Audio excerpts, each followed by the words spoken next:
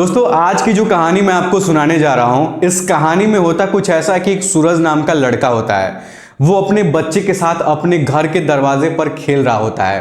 तभी एक हरीश नाम का लड़का आता है और उससे कहता है कि जिस बच्चे को तुम पाल रहे हो वो बच्चा तुम्हारा नहीं है, बल्कि वो मेरा है। मैंने ही तुम्हारी पत्नी को प्रेग्नेंट किया था और ये बच्चा तुम्हारा नहीं बल्कि मेरा है। सूरज हरीश को कुछ बोलता नहीं है और चुपचाप अपने बीवी के पास चला जाता है। जाकर अपनी बीवी से पूछता है कि ये बच्चा किसका है।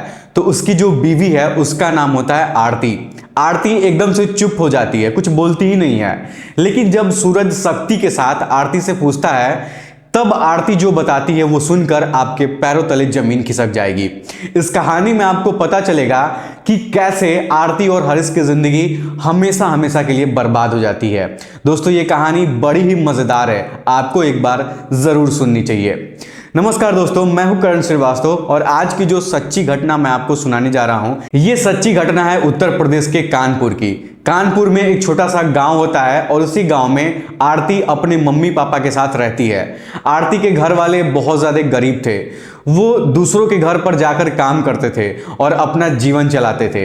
एक दिन होता कुछ ऐसा है कि आरती के गांव में एक हरीश नाम का लड़का था जो कि गुंडा था और गांव वाले के लोग जो थे वो बहुत ज्यादा उससे डरते थे।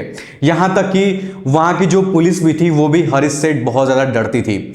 हरीश अचानक आरती के घर में घुस जाता है और उस समय उसके माता पिता घर से बाहर गए हुए थे किसी का काम करने के लिए। जब हरीश घर के अंदर जाता है तो आरती अपने घर में कुछ काम कर रही थी। तो हरीश उससे बोलता है कि आरती मैं तुम्हारे साथ संबंध बनाना चाहता हूं, अगर तुम आराम से मान जाती हो तो मैं तुम्हें कुछ नहीं करूंगा, लेकिन अगर तुम मेरा विरोध करोगी तो मैं तुम्हें मार डालूंगा। लेकिन आरती उसका विरोध करती है। वो कहती है कि तुम मेरे घर से अभी के अभी बाहर निकल जाओ वरना मैं शोर मचाऊंगी और सबको यहां पे इकट्ठा करूंगी। तब हरीश अपनी पॉकेट से एक बंदूक निकालता है और आरती के सर पर तान देता है और कहता है कि अगर तुम मेरे साथ संबंध नहीं बनाओगी तो मैं तुम्हें मार दूंगा। आरती ये सुनकर बहुत ज्यादा डर जाती है और साथ में बंदूक देखती है तो और ज्यादा डर जाती है। वो कुछ बोलती नहीं है। फिर हरीश उसके साथ फिजिकल रिलेशनशिप बनाता है, यानी कि उसके साथ बलात्कार करता है और ऐसा 3-4 दिनों तक वो करता है। ऐसा करने के बाद वो अपने घर चला जाता है। जैसे ही कुछ दिन बीतता है फिर वापस हरीश आता है और आरती के पास आता है और आरती के साथ दोबारा वैसे ही संबंध बनाता है। ऐसे करते करते बहुत ज्यादा दिन बीत जाता है।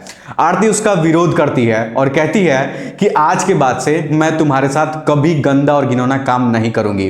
तभी हरीश उसको मारता है, उसको पीटता है और बहुत ज्यादा परेशान करता है और हरीश वहां से चला जाता है उसको मारने पीटने के बाद। तभी आरती अपने रूम में बैठ के रो रही थी और आरती के मम्मी पापा घर पर आ जाते हैं। तो वो लोग देखते हैं कि आरती बैठकर रो रही है।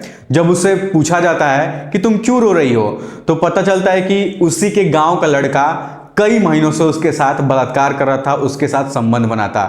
आरती डर के मारे किसी से कुछ कहती नहीं थी। तब आरती के माता पिता कहते हैं कि चलो थाने में कंप्लेन करते हैं। फिर आरती के माता पिता उसको लेकर पुलिस में जाते हैं कंप्लेन करने के लिए। तो वहां की जो पुलिस थी वो कंप्लेन दर्ज ही नहीं करती है, एफआईआर जो है दर्ज ही नहीं करती है, क्योंकि वहां की जो पुलिस थी वो भी हरीश से बहुत ज्यादा डरती थी। इतना बड़ा गुंडा था हरीश। बड़ी मुश्किल के बाद एफआईआर दर्ज होता है, लेकिन पुलिस जो है वो कोई कार्रवाई नहीं करती है। 2 दिन बाद आरती के साथ फिर वही गंदा और घिनौना काम होता है। हरीश उसके घर पे जाता है, उसके साथ फिर से वही सारा संबंध बनाता है। तब फिर से आरती के माता पिता पुलिस स्टेशन जाते हैं और बोलते हैं कि अगर हमारी फैमिली को कुछ हो जाएगा तो आप लोग ही इसके जिम्मेदार हो गए, यानी कि जो पुलिस प्रशासन थी वही उन लोग के फैमिली की मर्डर की या फिर आत्महत्या की जिम्मेदार होगी। तब जाके जो पुलिस प्रशासन थी वो हरीश को थाने पर बुलाती है और हरीश से पूछताछ की जाती है। तो हरीश जो था वो स्वीकार कर लेता है कि हाँ मैंने इसके साथ कई बार बलात्कार किया है या फिर इसके साथ संबंध बनाया है। जब पुलिस उससे बातचीत करके कुछ कहती है कि बताओ फिर क्या करोगे, तो वो कहता है कि हाँ मैं आरती के साथ शादी करना चाहता हूं। तो पुलिस प्रशासन के लोग खुश हो जाते हैं कि चलो अब तो कोई प्रॉब्लम ही नहीं है। और जो आरती थी, आरती के घर वाले भी इस बात से बहुत ज्यादा खुश हो जाते हैं कि चलो ठीक है, कम से कम शादी तो करेगा उस लड़की से। उसके बाद आरती के माता पिता घर पे आ जाते हैं। जैसे ही वो लोग घर पे आते हैं अपना सुकून से जीने लगते हैं। उसके बाद हरीश बार बार आरती के पास आता था, उससे मिलता था, उसके साथ संबंध बनाता था। ऐसे करते करते साल 2 साल बीत जाते हैं, लेकिन हरीश आरती से शादी नहीं करता है। उसके बाद आरती के माता पिता को लगता है कि हो सकता है कि हरीश केवल संबंध बनाने के लिए ऐसा बोला होगा, लेकिन शादी उससे नहीं करेगा। और क्या था कि उसके जो मम्मी पापा थे आरती के, वो बहुत ज्यादा गरीब थे।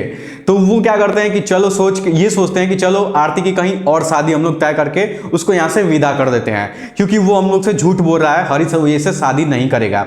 उसके बाद आरती के माता पिता कहीं लड़का ढूंढते हैं और हंसी खुशी उसकी शादी हो जाती है, जो सूरज होता है। ठीक है, सूरज से आरती की शादी हो जाती है और हरीश कुछ नहीं बोलता है, कोई विवाद खड़ा नहीं करता है। जैसे ही इसकी शादी हो जाती है, ये अपने ससुराल जाती है आरती, और कम से कम 2 साल तक अपने हस्बैंड के साथ, सूरज के साथ वहां पे रहती है। इन्हीं में 1 साल का उसका बच्चा भी होता है।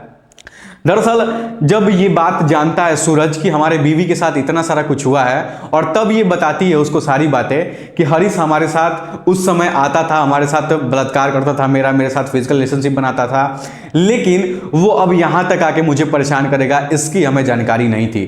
तब जो उसका पति होता है, आरती का पति जो सूरज है, वो कहता है कि एक काम करो, अब मैं तुमको अपने साथ नहीं रख सकता, क्योंकि उसकी सारी जो पोल थी आरती की वो खुल चुकी थी कि उसके साथ क्या क्या हुआ है। इसलिए जो सूरज था वो मना कर देता है कि नहीं, अब मैं तुमको अपने साथ नहीं रखूंगा, तुम अपने मायके चली जाओ और जाके दोबारा से तुम हरीश से शादी कर लो। ठीक है, और ये बात पता नहीं चलती, क्योंकि जब तक हरीश इसके मायके आके इसके हस्बैंड से ये बात नहीं कहता कि वो जो लड़का है वो मेरा लड़का है, तुम्हारा नहीं है, तो ये बात जिंदगी में कभी खुलती ही नहीं कि उसके साथ, आरती के साथ इतना हुआ क्या था। कभी ये बात उसको पता नहीं चलता सूरज को। सूरज उसको मायके भेज देता है, आरती जो थी अपने मायके चली जाती है, मम्मी पापा से जाके अपनी सारी बातें बताती है कि हरीश जो था वो हमारे ससुराल जाके सबको सारी बातें बता दिया है और वो लोग हमको रखने के लिए तैयार नहीं है। फिर आरती के माता पिता फिर से उसी पुलिस स्टेशन पे जाते हैं जहां 2-3 साल पहले कंप्लेन लिखाई गई थी हरीश और आरती के संबंध के बारे में। उसी पुलिस स्टेशन जाते हैं और बोलते हैं कि देखिए, हमने तो कुछ नहीं किया इसके ऊपर, हम लोग छोड़ दिए कि चलो ठीक है, जो किया वो हो गया। जब हम लोग उसकी शादी कर दी आरती की, तो उसके बाद भी वो उसके गांव जाके, उसके ससुराल जाके क्यों लोगों को हड़का रहा है, क्यों लोगों को धमकी दे रहा है कि ये जो बच्चा है वो मेरा है, उसका घर क्यों बर्बाद कर रहा है। तब पुलिस प्रशासन थोड़ा सख्ती के साथ पेश आती है और हरीश को बुलाती है थाने पे।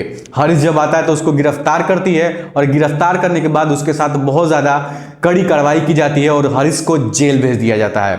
इसके बाद जब हरीश जेल चल जाता है, तब जाके आरती के माता पिता को संतुष्टि मिलती है और आरती जो थी अपने मम्मी पापा के साथ अपना जीवन जो है वो बिताने लगती है।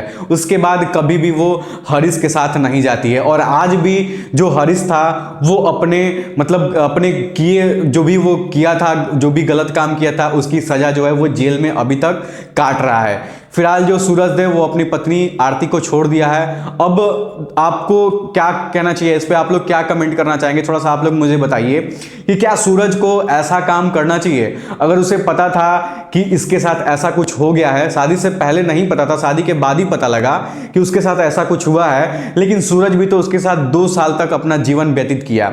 जो आरती थी वो बार बार सूरज से बोलती थी कि नहीं, ये बच्चा तुम्हारा ही है, उसका नहीं है, ये तुम्हारा बच्चा है, लेकिन जो सूरज था वो मानने के लिए तैयार ही नहीं था। अब आरती अपने मम्मी पापा के साथ रह रही है घर पे और सूरज उसको छोड़ चुका है। आप लोग अपनी राय कमेंट बॉक्स में हमें दीजिएगा कि आरती और सूरज को क्या अभी भी एक साथ रहना चाहिए, या फिर सूरज ने गलती किया है कि आरती की गलती है, किसकी गलती है, ये चीज मुझे कमेंट बॉक्स में आप लोग जरूर बताइएगा।